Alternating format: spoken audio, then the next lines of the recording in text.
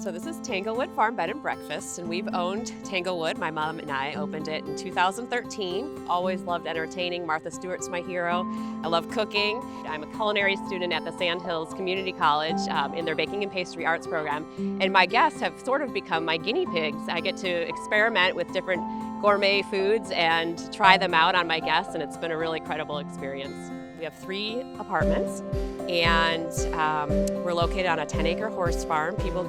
Guests can bring their horses if they want, or they can just enjoy the beautiful horses that we have on our farm. Because of our unique location near so many Olympic riders, you could wake up in the morning and right outside your door could be an Olympic rider having a lesson. Yeah, we absolutely love being in Southern Pines. We're about a 3-minute drive from downtown, maybe a 5 to 7-minute drive to downtown Pinehurst. Great location, it's off the beaten path, but really close to all that this area has to offer.